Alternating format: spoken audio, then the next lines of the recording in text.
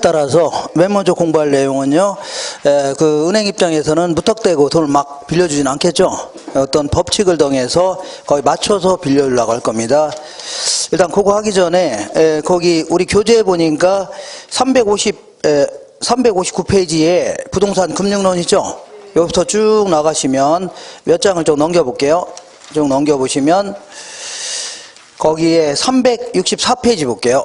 364페이지에 맨 아래쪽에 부동산 금융의 주요 용어 있죠? 요거 할 겁니다. 제가 그리고 여기서 그 약간 건너뛴 거 있죠? 이런 것들은 중요성이 거의 없는 겁니다. 시험에 거의 안 물어봐요. 그리고 시간 나시면 읽어보시고, 시간 없으면요, 읽을 필요 없습니다. 상식적으로 그냥 접근해주세요. 그리고 제가 언뜻 얘기는 할 겁니다. 이렇게 할 거니까, 제가 얘기하는 내용 있죠? 요런 거 위주로 물어봅니다. 이해가 되겠나요? 내가 얘기하는 거. 자, 그래서 맨 먼저 공부할 내용은요, 대출 가능 금액이다. 이렇게 좀 알아볼게요. 그러니까 이 주택을 은행이 담보 잡고 돈을 빌려주려고 합니다. 요거를 해당 주택 이렇게 해줄게요. 해당 주택에 대해서 이제 돈을 빌려주려고 하는데, 자, 이렇게 삐딱삐딱 하니까 다시 이렇게. 자, 옛날에는 순전히 LTV 위주로만 돈을 빌려줬습니다. 요거 하기 전에, 자, 거기 364페이지 보시면 일단은 용어를 좀 정리한 다음에 출발해 볼게요. 자, 거기 맨 아래 보니까 융자 원금이라는 게 있죠. 요거 하고 그 밑에 미상환된 원금, 그리고 오른쪽에 그 오른쪽 메뉴에 원리금 상환액 있죠. 요거 알아볼게요. 자, 내가 은행에서 이제 10,000원을 빌렸습니다. 애초에 10,000원을 빌렸다. 요거를요, 융자 원금이다. 이렇게 얘기합니다. 융자 원금. 아니면요, 지금부터 융자, 대출, 대부 다 똑같은 표현입니다. 융자, 대부 또는요, 대출. 이거 대출 원금, 융자 원금, 대부 원금 다 똑같아요. 그리고 1년 동안에 내가 3,000원 갚았습니다. 3,000원을 갚았어요. 이렇게 갚았으니까 얼마 남아 있어요? 원금 중에 7,000원 남아 있을 거 아닙니까? 맞죠? 이렇게. 자, 그러면 요거 3,000원을 갚은 거 있죠? 요거를 상환액 해주면 되겠네요. 이만큼 상환했잖아요. 상환액. 그러면 요거는 아직 못 갚았죠? 요거를요, 미상환액 이렇게 표현합니다. 아직 못 갚은 금액 아닙니까? 맞죠? 그리고 요걸 다른 말로 잔고 이런 표현도 씁니다. 잔고. 다른 말로요, 잔금 이런 표현도 씁니다. 잔금. 그러니까 잔고, 잔금은 이런 건 전부 다 원금만 가지고 따진 겁니다. 뭘 가지고요? 원금. 원금 중에 갚고 난 나머지 금액 있죠? 요걸요, 잔금 혹은요, 잔고라는 겁니다. 그러면 자, 이 몇 프로 갚은 거예요? 자, 항상 원금만 가지고 따진 겁니다. 몇 프로 갚았어요? 30% 갚은 거 아닙니까? 이렇게 요거를요, 상환 비율. 뭐라고요? 상환 비율. 그럼 몇 프로 남아 있어요? 70% 남아있는 거 아닙니까? 이걸요, 잔금 비율, 잔고 비율 해줍니다. 그리고 요걸 소수점으로 하게 되면 앞으로 두 칸 가면 되죠? 그래서 요거는 0.3이 되겠네요. 요거는요, 0.7이 되죠. 그러면 얘랑 합치면 그러니까 1이 되는 거죠. 그러니까 당연히 상환 비율과 잔금 비율 합치면요, 1이 되는 겁니다. 이렇게 하시고, 그러면 매년 혹은 매기, 매월 갚는 돈에는, 매월 갚는 돈에는 원금도 갚아야 되지만 이자도 내야 돼, 안 내야 돼요? 이자도 내야 될 거 아닙니까? 이렇게. 자, 매기 갚을 때는, 자, 이게 그 갚은 돈에 대한 원금도 줘야 되지만 기간이 지났으면 그 지난 거에 대한 대가 지불해야 돼, 안 해야 돼요? 대야 줄 거 아닙니까? 1년 빌렸으면 1년치 이자 내야 되는 거죠. 그래서 이렇게 원금하고 이자를 합쳐서 이거 뭐라고 하냐면 매기 원리금 지불액 이렇게 표현합니다. 매기 원리금요 지불액 이렇게 표현합니다. 근데 원래는 이거 원리금 지불액하고는요, 원리금 상환액 이런 표현도 씁니다. 원리금 뭐라고요? 상환액. 근데 이게 정확한 표현은 아닙니다. 상환이라는 것은 원금 중에 갚았다는 얘기죠. 원금 중에 갚은 거 아닙니까? 이자는요, 이자는 상환한 게 아니라, 자, 이 빌린 거에 대한 대가로 추가로 지불하는 거 아닙니까? 이건 상환했다는 것은 잘못된 표현입니다. 원래는. 뭔 얘기 하겠나요? 원금을 받았으면 그걸 갚은 게 상환하는 거 아닙니까? 그리고 이자는요, 빌린 거에 대한 대가로 추가로 내는 거 아닙니까? 그 원래는 상환이라는 표현 쓰면 안 되는데 그냥 관행상 그냥 매기 원리금 지불액 이런 표현이 정확한 표현인데 그냥 매기 원리금 상환액 했다고 해서 틀린 거 아닙니까? 이렇게 할 필요 없습니다. 이렇게도 씁니다. 그냥 쓰니까 그런 줄 아세요? 그리고 이걸 다른 말로 저당 지불액 이런 표현도 씁니다. 저당 뭐라고요? 지불액. 이걸 다른 말로요. 이거를 연마다 지불할 수도 있고 월마다 지불할 수도 있는 겁니다. 요거 연부금 혹은 뭐라고요? 월부금 이렇게 할 때는요. 이자까지 포함되는 겁니다. 뭐까지 포함된다고요? 이자. 그리고 이걸요. 부채를 서비스 받은 대가로 지불한다 해서 이걸요. 부채 서비스액 이런 표현도 씁니다. 부채 서비스액. 그리고 이거를요. 영어로는요. 자, 은행에서 돈 빌렸을 때 매기 갚는 돈에는 이자까지 포함해서 갚아야 될 거 아닙니까? 그 매기 갚는 돈을요. 영어로 이제 debt 이렇게 표현합니다. 영어를 뭐라고요? debt 이렇게. 자, 이렇게 해서 용어로 한번 정리해 봤습니다. 그럼 이쪽으로 오셔서 이렇게 볼게요. 자, 예전에는 순전히 LTV 위주로 돈을 빌렸습니다. LTV. 자, 요거는 LTV다. 그래서 이걸 loan to value 해갖고 론이라는 것은요 대출액을 얘기합니다. 대출액. 카드론, 스피드론, 웰컴론 이런 거 있어 없어요? 있죠. 이런 걸 대출액을 얘기합니다. to는요 뭐뭐 대비, value는요 가치 얘기합니다. 영어는 뒤부터 해석해야 됩니다. 그러니까 부동산 가치 대비 대출액이 차지한 비율이죠. 이걸요 LTV 이렇게 얘기합니다. 자, 그러니까 부동산 가치, 물론 은행에서 정하는 담보 가치를 얘기합니다. 부동산 가치 대비 뭐가 차지한 비율이라고요? 대출액이 차지하는 비율. 요걸요 LTV라는데, 만약에 자 1억짜리 아파트 구입한 사람한테 자 이 LTV를요 60%를 적용하겠다. 다시 할게요. 1억짜리 아파트 구입한 사람들한테 60% 빌려주겠다. 그러면 얼마 빌려주겠다는 얘기예요? 6천만 원 빌려주겠다는 얘기입니다. 이걸 LTV라는 겁니다. 60%를. 이거 되겠죠? 근데 그러니까 요거를 이렇게 여기다 집어넣어 볼게요. 1억짜리 부동산을 구입한 사람들한테 LTV를 60%를 적용하겠다. 그러면 자 얘랑 얘랑 곱하면 되죠? 그러니까 6천만 원 빌려주겠다 그런 얘기입니다. 6천만 원. 그러면 만약에 LTV를 완화시킨다 그 얘기는요 돈을 더 빌려주겠다는 얘기입니다. 그래서 예를 들어서 70%를 빌려주겠다 이런다면 1억짜리 부동산 구입한 사람한테 얼마예요? 7천만 원 빌려주겠다 그런 얘기입니다. 이거 되겠죠? 이렇게. 자, 그래서 항상 예전에는 순전히 LTV 위주로 돈을 빌려줬습니다. 뭐 위주로? 담보 가치만 보고 돈을 빌려줬는데 한 번만 더 해볼게요. 예를 들어서 어디 갔냐면 자 2억짜리 부동산을 구입한 사람들한테 LTV를 60%를 적용하겠다. 그러면 이건 얼마 같아요? 2, 6, 12에서 얘랑 얘랑 곱하면 돼요? 그럼요 1억 2천만 원 빌려주겠다. 2, 6, 12는 1억 얼마라고요? 2천만 원 빌려주겠다 그런 얘기입니다. 이렇게. 그래서 순전히 이제 LTV 요거를요 뭐 대부 비율, 융자 비율, 대출 비율 다 똑같은 겁니다. 저당 비율 다 똑같아요. 그리고 담보 인정 비율 다 똑같은 겁니다. 자, 그러니까 LTV 이렇게 기억하시면 돼요. 순전히 뭐 가지고 빌려줬다고요? 담보 가치만 보고도 빌려줬습니다.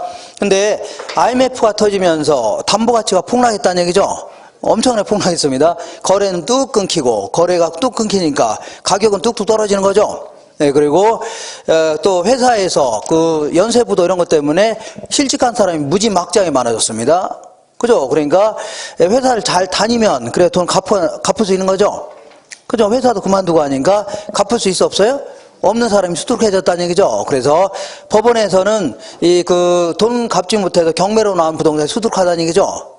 그죠? 그래서 금융시장이 엉망이 됐던 겁니다. 그래서 정부에서는 지네들이 잘못해놓고서 안 되겠다. 걔네들의 소득도 좀 보고 빌려줘라. 이렇게 하는 걸요. DTI라는 겁니다. 뭔 TI라고요? DTI다. 자, 여기서 D라는 것은 debt 해갖고 요걸 얘기합니다.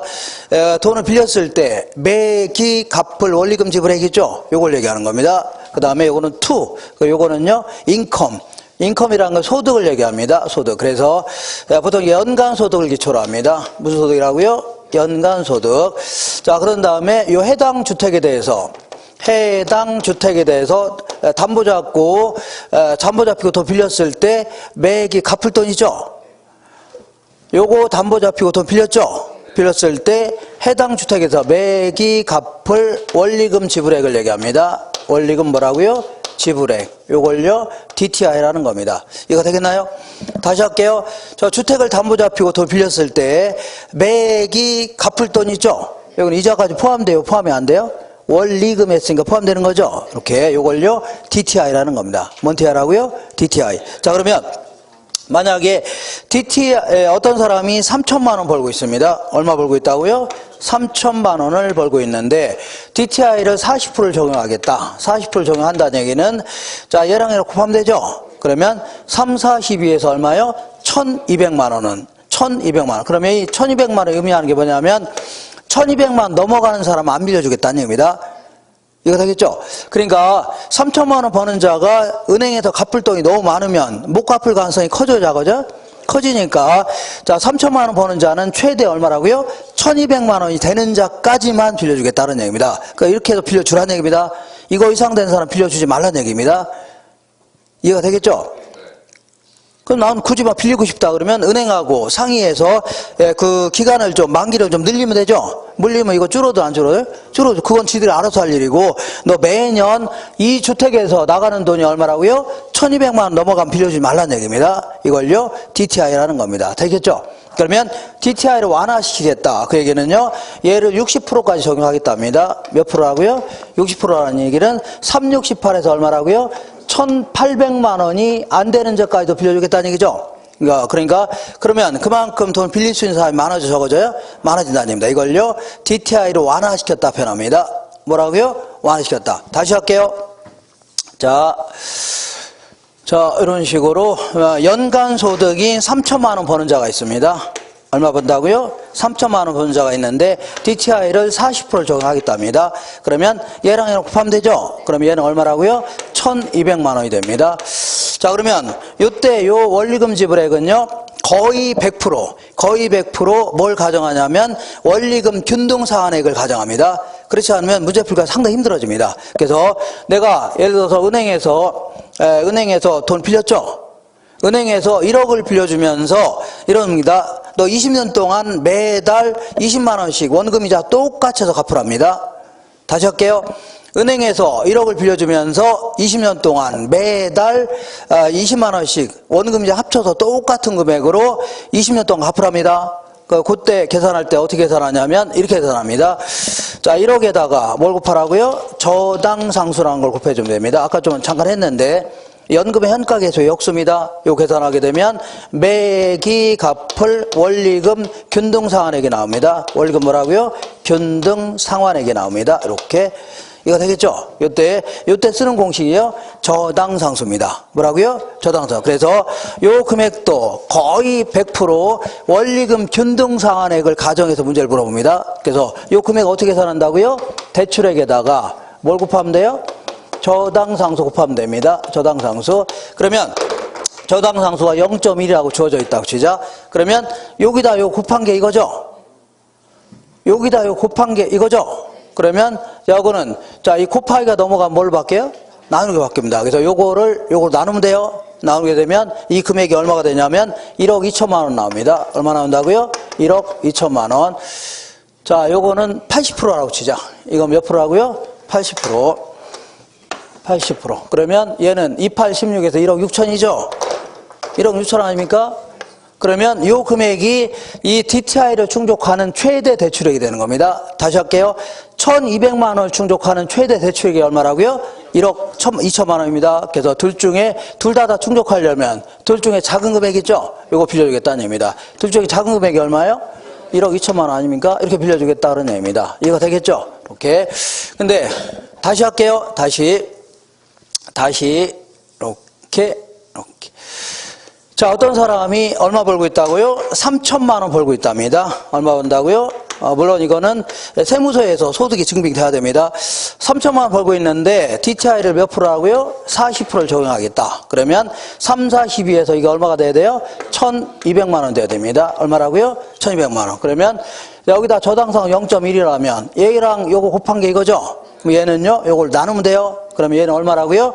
1억 2천만 원 되는데, 요 1억 2천만 원이 1200만 원을 충족하는 최대의 대출액이 되는 겁니다. 그래서 이렇게 계산한 대출액과 이렇게 계산한 대출액 중에 작은 금액을 빌려주겠다 그런 얘기입니다. 이렇게.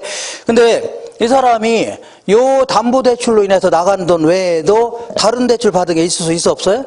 있죠. 예를 들어서 이 주택 외에도 다른 주택을 통해서 담보대출 받은 게 있는데 그것도 나가는 돈이 있겠고, 상업용 부동산을 담보 잡히고 돈 빌릴 수 있는 거죠. 그걸로 나가는 돈도 있을 수 있고, 사업자금 대출 받은 것도 있을 수 있는 거 아닙니까? 그것도 나가는 돈이 있겠고, 아니면 신용대출 받은 것도 있겠죠. 그럼 다른 부채 나가는 건 어떻게 할 거냐 그런 얘기인데, 그러면 볼게요. 다른 부채가 나가는 거 있다면 이렇게, 자, 기타 부채가 있다면 나가는 이자 있죠? 요건 여기다 포함시켜야 됩니다. 라고요? 포함시켜야 돼요. 되셨죠? 그러면 자 보세요. 자, 이 사람이 DTI를 몇 프로 적용한다고요? 40% 적용한다면 3, 4, 12에서 이 분자가 얼마가 돼야 돼요? 1200만 원 돼야 됩니다. 얼마라고요? 1200만 원. 근데 이미 이 사람이 다른 부채로 나가는 이자가 600만 원 있다고 치자. 얼마라고요? 600만 원. 그러면 얘는 얼마가 돼야 돼요? 600만 원. 왜냐면 분자가 3, 40에서 1200만 원 돼야 되죠. 근데 이미 600만 원 나가는 게 있어 없어요? 있으니까 이거는 얼마 된다고요? 600만 원 돼야 됩니다. 그럼 얘도 0.1이라고 치면 여기다 요거 곱한 게 이거죠. 그럼 얘를 요거 나누니까 6천만 원 됩니다. 얼마라고요? 6천만 원. 그럼 둘 중에 작은 금액이 얼마예요? 둘 중에 작은 금액이 6천이죠? 6천 빌려주겠다는 얘기입니다. 이렇게. 자, 요거는 계산할 줄 아셔야 됩니다. 우리 이따가 잠깐 정리하겠지만 정부 지원 저당 있죠? 예컨대 보금자리 론이라든가 디딤돌 대출, 각종 적격 대출 이런 게 있습니다. 정부에서 지원해주는 금융들인데 이거는 다 이런 식으로 빌려줍니다. 어떤 식으로 하고요? 이런 형태로. 그래서 문제가 나온다면 요걸 물어봅니다. 거의 뭘 물어봐요? 이걸 물어보고, 그 다음에 일반 대출 같은 경우에는 DSR이라는 걸 적용하는데 요거는 지금 안 해도 됩니다. 좀 하지 않고 거의 물어볼 가능성 거의 별로 없어요. 주로 뭘 물어본다고요? 요걸 물어봅니다. 되겠죠? 이렇게. 근데 요거는 실전에서 이런 식으로 풀었다가는 좀 시간이 좀 걸려요. 시간 걸리니까 간단히 할 수 있는 공식을 만들어서 풀이하는 게 훨씬 낫습니다. 간단히 뭐라고요? 하는 공식 볼게요. 이해는 했죠? 이해는 했으면 그 다음부터는 이 공식에 집어넣는 게 가장 빠릅니다. 어떻게 하냐면 이렇게 무조건 LTV 나오죠?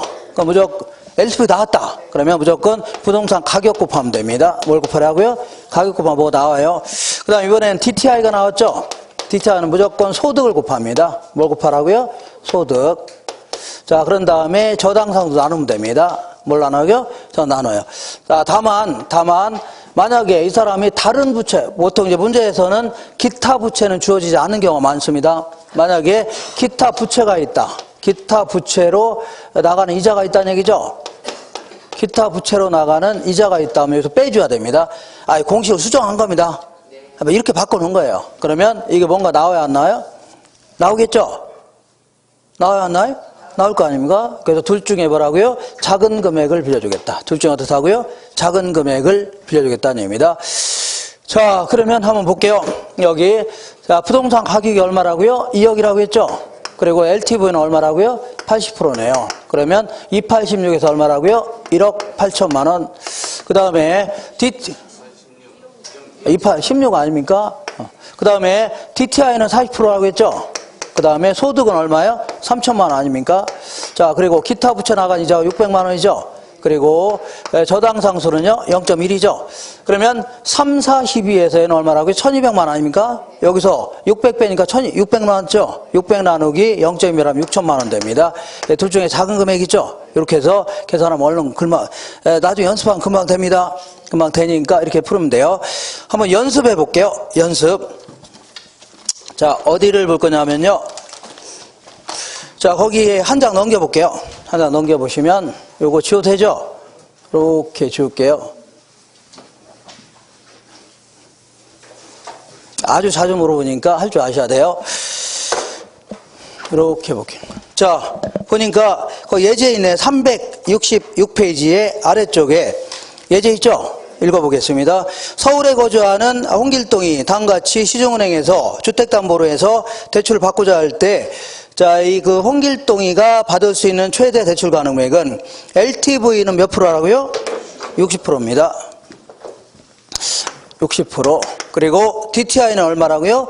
40%네요. 맞죠? 40%. 그 다음에 거기 보니까 이 A의 서울 소재 주택의 평가 가격이 10억이죠? 여기 10억이네요. 10억. 그리고 그 다음에 그 밑에 A의 연간 소득은 1억입니다. 얘는 얼마라고요? 1억. 자, 그 다음에 사업자금 대출 받은 게 있는데 연간 1,000만 원씩 부채 그 사이에다가 이자 상환 써놓으세요. 부채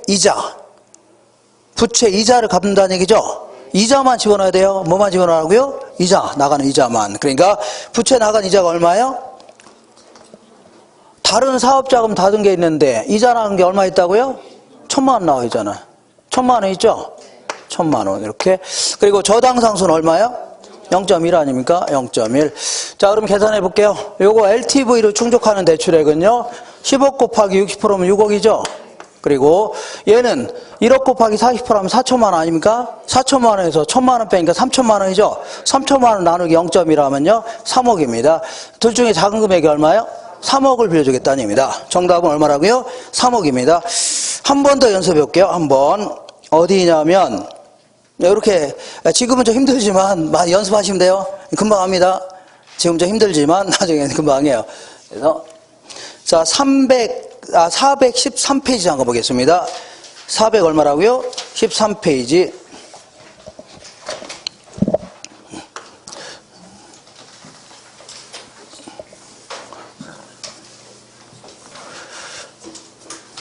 자, 어디를 볼 거냐면 3번 보겠습니다. 자, 어떤 사람이 지금 현재 이렇게 볼게요. 8천만 원을 빌린 게 있습니다. 얼마 빌린 게 있다고요? 8천만 원을 빌린 게 있답니다. 읽어볼게요. 8천만 원을 기존 주택담보대출에 있는 값은 자 A은행에서 추가로 여기다 이제 추가로 담보대출 받으려고 하는 겁니다. A은행의 대출 승인 기준이 다음과 같을 때 갑이 추가로 대출 가능한 최대 금액은 일단 갑이 소유하는 주택의 평가 가격은 4억이네요. 이거 얼마라고요? 4억. 이렇게. 그 다음에 어디 가냐면 갑의 연간 소득은 4천만 원이네요. 얘는요 4천만 원입니다. 4천만 원. 그 다음에 연간 저당상수는요 0.1이 되겠네요. 0.1. 그리고 그 LTV는 70%, 얘는 70%, DTI는 몇 프로예요? 50%죠. 자, 그럼 일단은 LTV를 충족하는 대출액은요 4, 7에 28에서 2억 8천이네요. 맞죠? 2억 8천만 원. 그 다음에 자, 요거는 요거 곱하기 하면 2천만 원이죠. 2천만 원 빼기 기타 부채 나가는 거 이런 얘기 있어 없어요? 없죠. 그러면 없애면 돼요. 그러면 2천만 원 나누기 0.1 하면 돼요. 그럼 얼마라고요? 2억입니다. 얼마라고요? 2억. 둘 중에 작은 금액이 얼마요? 2억 아닙니까? 2억을 빌려주겠다는 얘기입니다. 얼마 빌렸다고요? 근데 이미 8천만 원 빌려갔어? 안 빌려갔어요? 봤죠? 그러니까 1억 2천만 원 추가로 빌려주겠다. 1억 얼마라고요? 2천만 원을 추가로 빌려주겠다는 얘기입니다. 자, 이렇게 해서 정답은 3번입니다. 3번. 이렇게 이런 식으로 나오니까 할 수 있나요? 예, 연습하시면 돼요. 지금은 조금 힘들더라도 이렇게 해서 막 집어넣으시면 돼요. 집어넣으시면 돼요. 요거 지워도 되죠? 자, 이렇게 해서 이제 대출 가능 금액 알아봤습니다. 자, 뭐라고 하셨나요? 제가 욕했나요? 네? 욕했죠, 지금. 자, 이번엔 두 번째 테마를 볼게요. 거꾸로 돌아올게요. 거꾸로 돌아오셔서 어디를 볼 거냐면요. 자, 369페이지 보시면 369페이지에 딱 중간에 보면 상환 방법이라고 있죠. 여기에는 자, 이 고정금리 방식이라는 게 있고 변동금리 방식이라는 게 있습니다. 이게. 근데 고정금리에 대해서도 이따가 있지만 갚아나가는 방식이 원금을 균등해서 갚아나가라 이렇게 할 수도 있고 원리금을 균등하게 해서 갚아나가라 할 수 있죠. 그 다음에 체증식 이런 것도 있을 수가 있는 겁니다.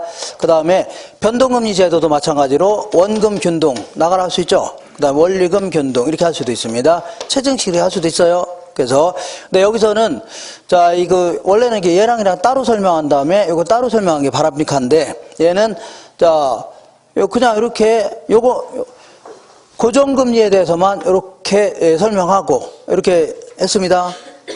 원래 변동금리로 하게 되면 이 금액이 다 달라지죠. 이자 때문에. 그래서 이렇게만 설명한 겁니다. 그러니까 지금은 일단 이렇게 할게요. 369페이지에 중간 정도에 보니까 고정금리 상환 방식 있어 없어요? 요거 하고 그 다음 몇 장 넘겨볼게요. 몇 장 넘겨보시면 자 374페이지에 변동금리 상환 방식 있죠?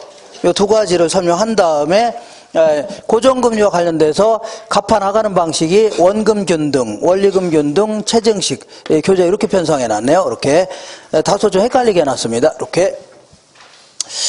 자, 그러면 이렇게 볼게요. 이자율과 관련된 얘기 알아볼게요. 이자율과 관련된 얘기를 알아보는데, 자, 내가 이제 아파트를 누구한테 빌려줬다. 그러면 그에 대한 대가로 뭘 받아요? 임대료 받아야 될 거 아닙니까? 그럼 내가 누구한테 돈을 빌려줬다. 그러면 그에 대한 대가로 뭘 받아요? 이자 받아야 될 거 아닙니까? 1억 빌려주면서, 자, 이 500만 원 받기로 했다. 그러면 5% 있죠? 이거를 이자율 해주는 겁니다. 자, 돈을 빌려준 거에 대한 대가를요, 이자율 해줍니다. 이때 1억을 빌려주면서, 얼마라고요? 1억을 빌려주면서 약정금리는 5%였습니다. 5%. 근데 5%였는데, 한 3년 정도 지나서 물가가 무지장 올랐습니다. 자, 인플레가 심해졌다는 얘기죠? 그러면 인플레이션 심해지면 화폐의 가치가 오르는 거예요? 떨어지는 거예요? 떨어지는 겁니다. 항상 제가 얘기하지만 이게 100만 원짜리 화폐입니다. 화폐 돈이에요, 돈. 100만 원인데 이걸로 그전에는 물건을 10개를 구입했다는 얘기죠. 근데 지금은 물가가 올랐다는 거 아닙니까? 올랐죠? 인플레가 심해지니까. 그러니까 똑같은 100만 원으로 물건을 5개밖에 못 사는 겁니다. 그러면 이 100만 원짜리 가치가 오른 거에 떨어진 거예요? 이 반쪽알이 된 겁니다. 종이 쪼가리의 가치가 얼마라고요? 반쪽알이. 이렇게 된 거 아닙니까? 그러니까 인플레가 심해졌음에도 불구하고 처음에 약속된 금리인 5%를 그대로 받기로 한다. 이런 걸요, 고정금리 제도라는 겁니다. 무슨 금리라고요? 고정금리 제도. 자, 그러면 자, 인플레가 심해져서 화폐 가치가 뚝 떨어졌음에도 불구하고 똑같은 이자율을 받으니까 누가 손해보냐면 은행이 손해봅니다. 누가 손해봐요? 은행이 똑같이 5% 받는데 화폐 가치가 뚝 떨어졌죠? 그러니까 누가 손해본다고요? 은행이 손해봅니다. 은행을 지금부터 대출자 이렇게 해줄게요. 누구라고요? 대출자가 손해를 본다 해줍니다. 상대적으로. 자, 항상 일반적인 상황을 가정합니다. 일반적으로 물가가 오르는 게 일반적이에요? 떨어지는 게 일반적이에요? 조금이든 약간 많이든 뭐 오르는 게 일반적이죠? 일반적인 상황을 가정했을 때 누가 손해본다고요? 고정금리는요, 대출자가 손해봅니다. 누가 손해봐요? 대출자. 은행이 손해봅니다. 그래서 안 되겠다. 원래 약정금리는 몇 프로라고요? 5%였는데 이걸 한 7% 올려받겠다는 얘기죠? 이렇게 하는 걸요, 변동금리 제도 혹은 변동이자율 제도라는 겁니다. 이렇게. 그러면 이 경우에는 원래 인플레가 심해지면 누가 손해봐야 돼요? 은행이 손해봐야 될 거 아닙니까? 근데 이거를 이자를 올리면서 돈을 빌려간 차한테 떠넘긴 꼴이 되는 거죠? 그럼 우리 입장에서 갑자기 30만 원에다가 50만 원 낼 판이죠? 그러니까 결국은 이런 경우는 차입자가 누구냐면 돈을 빌려간 자를 얘기합니다. 차입자가 손해를 본다 해줍니다. 누가 손해 본다고요? 차입자가. 그러면 생각해 볼게요. 그러면 은행 입장에서는 변동금리로 빌려주고 싶어요? 고정금리로 빌려주고 싶어요? 일반적으로 물가 오르는 게 일반적이라고 했죠? 그러면 그때 가서 나중에 계속 올리려면 어떻게 해야 돼요? 변동금리로 빌려주고 싶을 겁니다. 그죠? 변동금리로 빌려주고 싶은데 자꾸 정부에서 이런 금융상품은 무조건 고정금리로 빌려주라 합니다. 이런 거는 뭐라고요? 고정금리 빌려주래요. 그리고 어떤 것들은요, 고정금리하고 변동금리를 선택할 수도 있는 상품도 있는데 자꾸 차입자가 와서 고정금리로 빌려라고 떼쓰는 겁니다. 그러면 은행 입장에서 손해 보려고 안 보려고요? 어떻게든 안 보려고 할 겁니다. 손해 본 집단이 아닙니다. 그래서 요거를 초기 약정금리라 하는데, 초기의 약정금리라 하는데, 요 금리를 보면 고정금리를 적용하는 상품도 있고 변동금리를 적용하는 상품도 있다고 치자. 그러면 은행 가서 물어보게 되면 일반적으로는 고정금리가 높습니다. 높아요? 진짜입니다. 가서 물어보세요. 가다가 고정금리가 뭐보다 높다고요? 변동금리가 높아요. 일반적으로. 왜 높은가 볼게요. 왜 높으냐면 자, 고정금리라든가 변동금리 둘 다 실질금리라는 게 뭐냐면, 실질금리는요, 앞으로 인플레이션이 전혀 없다는 가정하에, 뭐가 없다고요?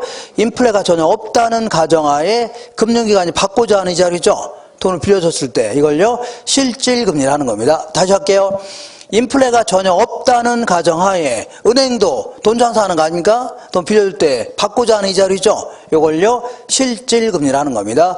근데 인플레가 없다고 가정했는데 실제로는 인플레가 발생해요 안 해요? 하잖아요. 조금이든 많이든. 그죠? 그러면 인플레가 발생하면 얘는 나중에 가서 올리면 돼요 안 돼요? 얘는 나중에 가서 올리면 되는 거죠? 근데 얘는 나중에 가서 올릴 수 있어 없어요? 얘는 만기가 20년이라면 20년 동안에 똑같은 이자를 받는 겁니다. 만기 동안.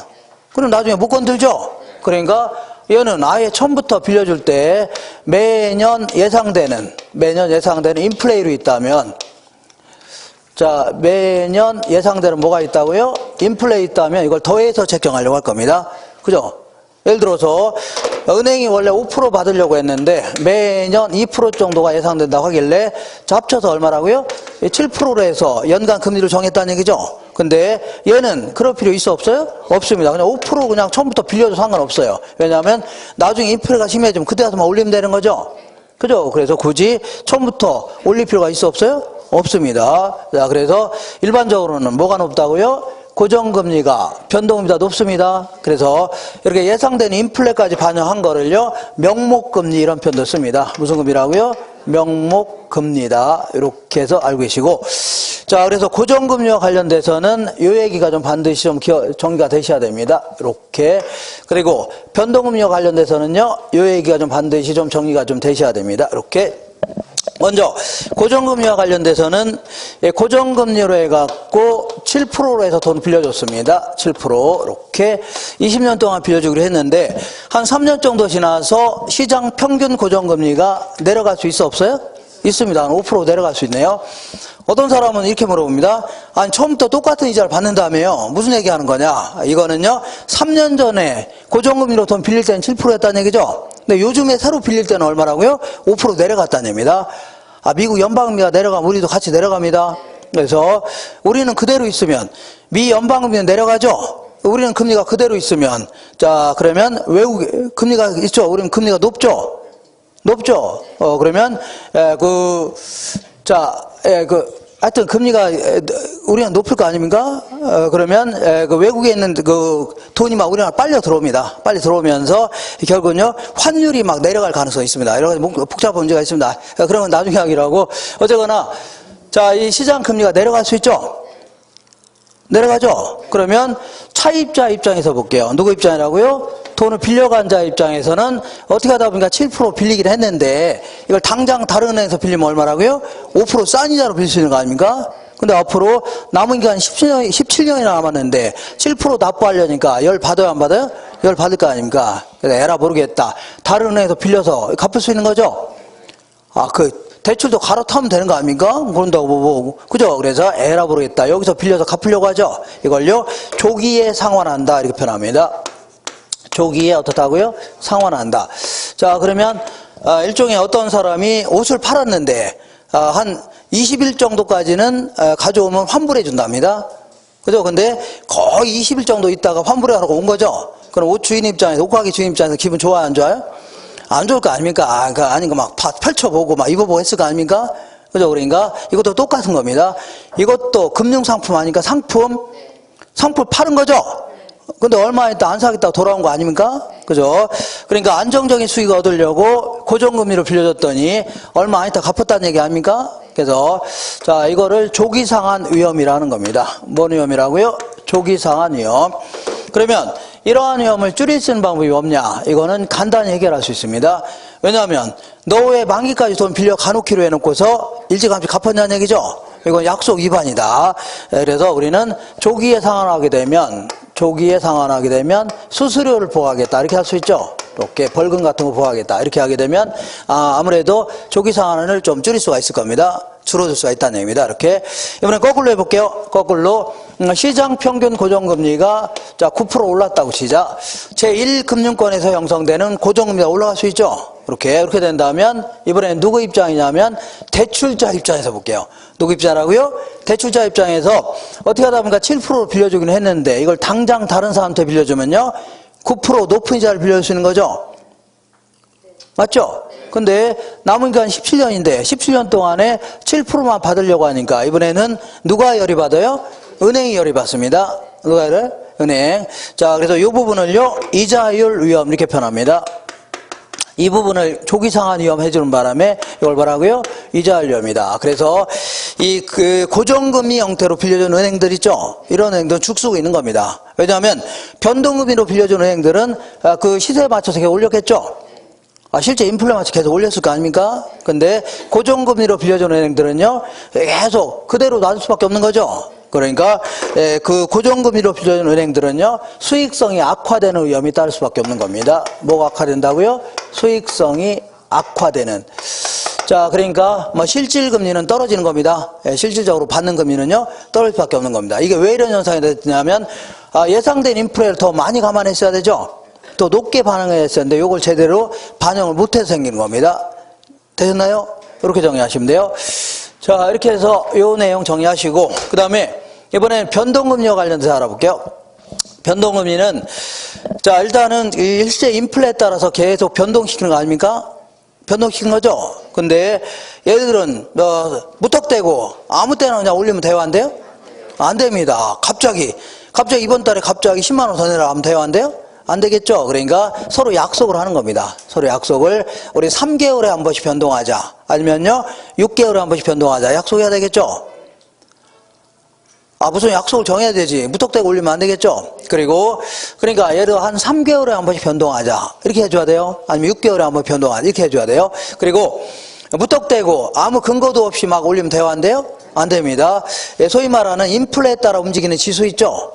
예를 들어서 소비자 물가지수라든가 생산자 물가지수 이런 게 있을 겁니다. 이런 걸 맞춰서 올리거나 내려야 되지 아무 근거도 없이 막 올리거나 내리면 돼요, 안 돼요? 안 된다는 얘기입니다. 그죠? 그렇게.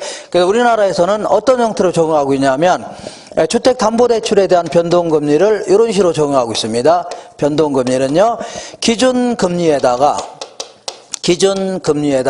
뭘 더해서요? 가산금리라는 거를 더해서 책정합니다. 기준금리에 가산금리.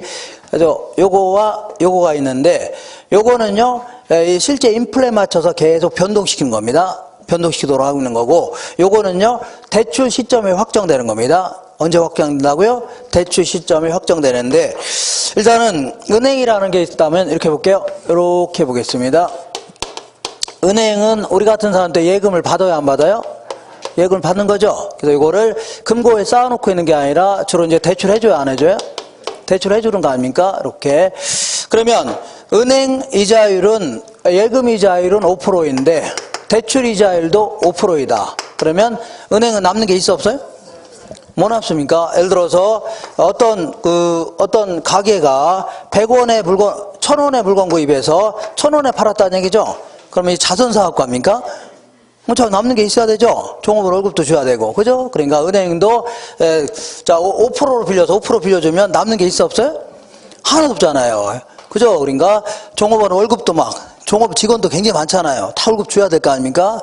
그리고 임대료 줘야 되고, 그 통장 같은 거 찍고 하려면 돈 많이 들어, 안 들어요? 무지만 아껴야 됩니다. 이익도 좀 남아야 되겠죠? 이렇게. 그러니까 5%로 빌려주면 돼요, 안 돼요? 안 됩니다. 그러니까 여기다 한 3% 정도 붙여서 빌려줘야 되겠네요. 그죠? 그래서 이 3%를 뭐라고 하냐면 은행 마진이다 이렇게 표현합니다. 은행 뭐라고요? 마진. 아니면요 더 유식한 표현으로 부가가치 이렇게 표현합니다. 뭔 가치라고요? 자, 1000원에 구입했는데 1000원에 팔면 돼요, 안 돼요? 안 돼요. 1300원에 팔아야 되겠죠? 이 300원을요 생산 및 유통 과정에서 부과된 가치, 이거 똑같은 겁니다. 이거 뭐라고요? 부가가치 이렇게 표현합니다. 자, 그리고 아무리 담보대출이 하더라도 나중에 이건 단기대출이 아니라 장기대출이기 때문에 나중에 담보가치가 떨어질 수 있어, 없어요? 있죠. 그리고 그 사람이 뭐 회사에서 그만둘 수 있는 거죠. 그죠? 소득도 줄어들 수 있겠네요. 그래서 나중에 못 갚을 수 있는 거 아닙니까? 그러니까 그 사람의 신용도 좀 감안합니다. 신용도도 감안해서 1등급에서 10등급 있죠? 이게 감안해서 요것도 결정합니다. 근데 요거는 대출 시점에 지네들이 정하는 겁니다. 누가 정하는 거라고요? 은행이 정하는 거라 우리가 정확히 이것들이 얼마 붙였는지 잘 모릅니다. 어쨌거나 은행마다 좀 차이가 납니다. 뭐 차이 난다고요? 은행마다 차이가 나요. 그런데 요거는요 일정 기간마다 변동시키는 겁니다. 뭐라고요? 일정 기간마다 변동시키는데, 자 자, 그러면 도대체 그럼 소비자 물가지수라든가 생산자 물가지수 이런 걸로 하냐? 그건 아닙니다. 금융과 밀접히 관련되어 있는 지수죠. 요걸 가지고 합니다. 요거. 그래서 은행은 예금을 받는데 아주 요거를 예금을 조달한다. 이거를요 자금을 조달한다 이렇게 표현합니다. 그리고 요거를요 자금을 운용한다 이렇게 표현할게요. 자금을 어떻다고요? 운용한다. 그래서 자금의 조달 수단은요 옛날에는 거의 정기예금, 정기적금 이게 답니다. 정기예적금 이런 게 거의 대부분이다 그런 얘기입니다. 자, 근데 이제 요즘 들어서는 시대가 막 복잡해졌죠. 그러니까 예금 상품을 다양하게 변형할 수 있어 없어요? 있다는 얘기입니다. 그래서 은행 가면은 예금 상품이 여러 가지가 있습니다. 그거 생각하시면 돼요. 그래서 다음에 우리 문제에서 다음 중에 은행이 지급하는 예금 상품이 아닌 것을 이렇게 안 물어봐요. 안 물어보니까 그냥 참고 삼아. 자, 여러 가지 뭐 주택 부금이다 해서 주택을 구입할 수 있는 여러 가지 형태의 은행 예금이 있겠죠. 이러한 주택 부금이라든가 뭐 CD다 해서 이걸요 양도성 예금수사라는 겁니다. 그러니까 예금액을 타인에게 팔 수 있는 권리 있죠. 이런 것도 부여하는 겁니다. 지금 뭐 하는 거냐면 정기 예금 적금 있죠. 이런 걸 다양한 형태로 변형할 수 있어 없어요? 있다는 얘기입니다. 이렇게 권리 같은 거 줄 수도 있는 거 아닙니까? 이렇게. 그 다음에 뭐 이걸요 서립케 데파짓 해서 양도성 예금사 얘기하는 겁니다. 그다음 환매치라고 해서 자, 그 예금액을 나중에 일정 기간 내에 은행에 다 사드리겠다는 겁니다. 이걸요 환매치 이렇게 표현합니다. 아니면요 뭐 신종 기여범이다 이런 거라든가 아니면 CMA. CMA 같은 경우는 주로 증권회사에서 취급하는 예금 상품인데 주로 이제 얘들은 예금 받아서 주로 국공채에 투자합니다. 어디다 투자한다고요? 국공채에 투자하면서 안정적으로 수익을 얻는 겁니다. 그러면서 이자를 매일매일 계산해 줍니다. 한 달에 한 번씩 계산하는 게 아니라 뭐라고요? 매일매일 계산하니까 복리 형태로 하게 되면 이자가 더 커질 수가 있는 겁니다. 그리고 요거는요 예금자 보호법에 따라 보호를 못 받으니까 금리도 약간 높아요. 그러다 보니까 약간 금리를 높은 거를 선호한 사람은 이런 데다 이걸 그 자산관리구자 이렇게 표현합니다. 이런 거에다 집어넣을 수도 있겠네요. 등등등 기타 각종 그 금융 채권들이 있을 거죠. 이렇게. 근데 이 중에서 과거에는 이쪽으로 올게요. 과거에는요 양도성 예금증서 있죠. 양도성 예금서의 시세금리 요걸 기초로 해서 기준금리를 정하라 했던 겁니다. 뭘 정하라고요? 기준금리. 그래서 지금부터 얘기하는 거는 가볍게 듣기만 하세요. 어떻게 들으라고요? 가볍게 듣기만 하세요. 그래서 양도성 예금주서는 뭐 통장에 있는 금액을 뭐 판다 그런 개념보다는 증권의 형태로 증서의 형태로 발행합니다. 어떤 형태라고요? 증서 형태로 발행하는데 예를 들어서 만기가 3개월짜리라고 치자. 뭐라고요? 3개월짜리라면 보통 양도성 예금서의 액면가는 1,000만 원짜리입니다. 얼마짜리라고요?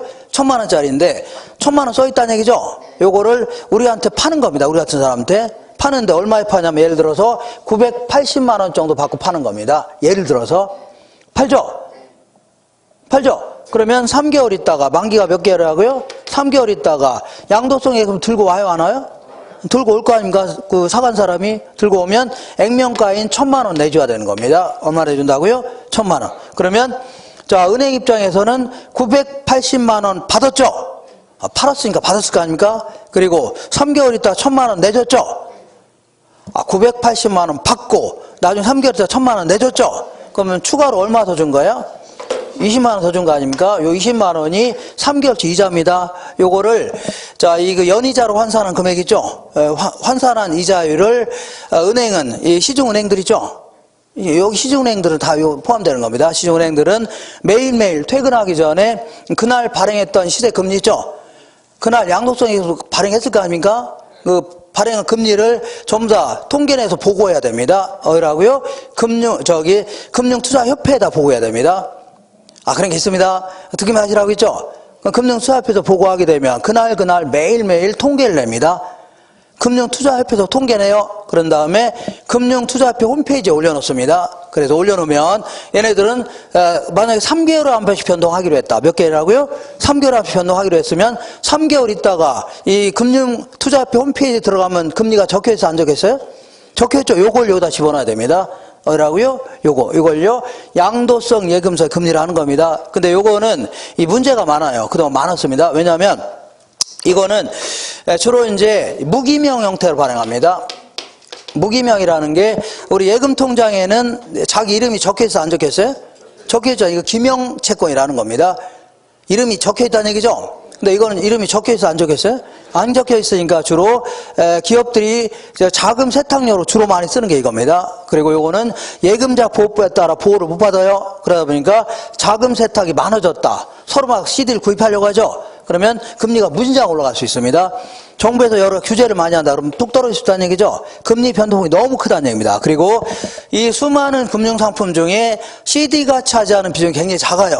얼마 되지도 않습니다. 근데 이걸 가지고 이 기준금리를 정하라는 것은 좀 문제가 있었습니다. 문제가 있었어. 그래서 자, 요즘에는요, CD금리 외에도 이쪽으로 올게요. 모든 자금 조달에 대해서 이자 나가는 거 있죠?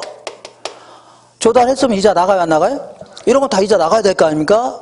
그죠? 요거를 은행 9개 은행을 선정해서 우리 시중은행들의 9개 은행 있죠? 얘들 선정해서 한 달에 한 번씩 정해진 날짜까지 한 달 동안에 모든 자금 조달에 대해서 이자 나가는 거 있죠? 요거를 평균 낸 거를 은행연합회에다 보고해야 됩니다. 어디에 보고라고요? 은행연합회. 그러면 은행연합회에서 이걸 평균 낸 다음에 통계 냅니다. 통계 내갖고 매달 15일 날, 매달 언제라고요? 15일 날 은행연합회 홈페이지에 올려놔야 됩니다. 뭐라고요? 올려놔야 돼요. 그러면, 자, 우리 돈을 빌려줄 때 이제 주로 6개월에 한 번씩 아니면 1년에 한 번씩 변동하자고 약속합니다. 6개월에서 1년에 한 번씩 변동하자고 약속해요. 예를 들어 6개월에 한 번씩 변동하기로 했다. 그러면, 자, 변동하려고 하면 은행연합회 홈페이지 들어가야 돼? 안 들어가야 돼? 들어가서 적혀있는 금리 있죠? 여기다 집어넣어야 됩니다. 이걸요, 모든 자금 조달에 대해서 이자라는 거 있죠? 자금 조달 비용이라는데 이걸요, 코스트 오브 펀드라는 겁니다. 코스트 오브라고요? 펀드. 이거를 통계낸 걸요, 코스트 오브 펀드 인덱스 지수라 해서 이걸요, 코픽스라는 겁니다. 되셨죠? 그래서, 자, 요즘에는 얘랑 혼용해 쓰고 있습니다. 얘랑 얘랑 어떻다고요? 혼용해 쓰고 있다. 그래서 어떤 금융사업은 요걸 적용하기도 하고 어떤 건 요걸 적용하기도 합니다. 어떤 건 선택도 가능하고 이렇게 했습니다. 그래서 시험 목적으로는 요 정도까지만 이거나 혼용해 쓰고 있구나 이렇게 하시면 돼요. 자세히 보고 힘듭니다. 모르기 힘드니까 내용 자체가 약간 바뀌기도 하고 막 그런 거니까 이렇게 하시면 돼요. 자, 이렇게 해서 뭘 알아봤어요? 은행 입장에서는 인플레가 심해지면 지네들도 손해 보려고 안 보려고요? 안 보려고 어떤 형태로는 조정하려고 할 겁니다. 이런 걸요, 이자율 조정 관련된 얘기를 알아봤습니다. 그럼 잠시만 쉬었다가 이제 뭘 알아야 돼요? 원금 이자 갚아 나가는 방식 알 겁니다. 세 번째 테마 잠깐 쉴게요.